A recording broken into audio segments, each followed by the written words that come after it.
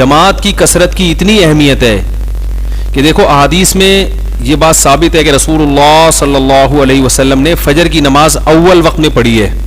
صحیح حدیث سے یہ بات ثابت ہے. فجر آپ نے کس میں پڑھی ہے؟ اول وقت میں. اور عشاء آپ صلی اللہ علیہ وسلم نے فرمایا کہ اگر مجھے امت پہ مشقت کا خوف نہ ہوتا لأخرت الصلاۃ الی ھذا الوقت، کہ میں عشاء کو اس وقت تک مؤخر کرتا، یعنی 1/3 رات تک. مگر امت میں مشقت کے خوف سے، مشقت کیا کہ اتنی دیر سے جو اصل وقت ہے عشاء کا 1/3 رات پڑھوں گا تو جماعت کیا ہو جائے گی، اس میں لوگ کم ہو جائیں گے، بہت سے سو جائیں گے. اس لیے آپ نے جلدی عشاء پڑھی، لیکن چاہا کیا کہ عشاء دیر سے ہونی چاہیے، مگر صحابہ کی رعایت کی بھئی زیادہ لوگ ہوں. تو فجر میں بھی آپ صلی اللہ علیہ وسلم نے اول وقت میں. مگر احناف کے مذہب کیا ہے، فقہ کیا ہے کہ دیر سے پڑھی جائے، کیونکہ اول وقت میں پڑھنے میں اس زمانے میں جماعت میں افراد کم ہوں گے. اب لوگ اس پہ بھی کہتے ہیں کہ دیکھو نبی صلی اللہ علیہ وسلم نے غلس میں اندھیرے میں نماز پڑھی، اور آپ کہتے ہیں، ہم کہتے ہیں اس وقت سب تہجد پڑھا کرتے تھے، ان کے لیے اندھیرے میں نماز پڑھنا آسان، کیونکہ سب جاگے ہوئے ہوتے تھے تہجد میں. آج تہجد میں نماز پڑھنے والے مارکیٹ میں کیا ہیں، شارٹ ہیں. تو خود مزاج نبوت کیا ہے، مزاج نبوت کہ ایک ہے نماز کے وقت کی فضیلت اور ایک ہے مسلمانوں کی کثرت.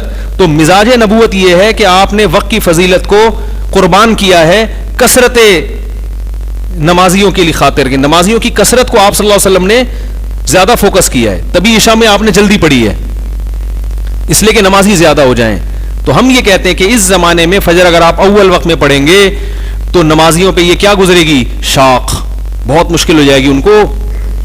میں نے دیکھا ہے جو اہل حدیث حضرات کی مسجدوں میں جو اول وقت میں نماز ہوتی ہے وہاں نمازی شارٹ ہوتے ہیں، بہت تھوڑے نمازی ہوتے ہیں. تو دیر سے نماز میں فجر میں کیا فائدہ ہے کہ نمازیوں کی تعداد بڑھ جائے. تبھی ہم رمضان میں اول وقت میں پڑھتے ہیں، کیونکہ ہمیں پتہ ہے کہ سارے نمازی جاگے ہوئے ہوتے ہیں. اس وقت اول وقت کی فضیلت بھی حاصل ہو جائے گی اور جماعت میں کثرت بھی ہو جائے گی. تو سب سے بڑی حکمت کیا ہے کہ مسلمانوں کی اجتماعیت زیادہ سے زیادہ ہو.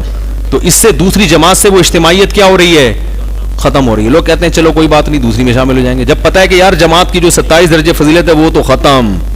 تو اب ہر آدمی کوشش کرے گا یار پہلے پہنچو، ورنہ جماعت سے گیا گناہ ملے گا، کیونکہ جماعت سے نماز پڑھنا واجب ہے. تو گناہ سے بچنے کے لیے لوگ پہلی جماعت میں پہنچیں گے.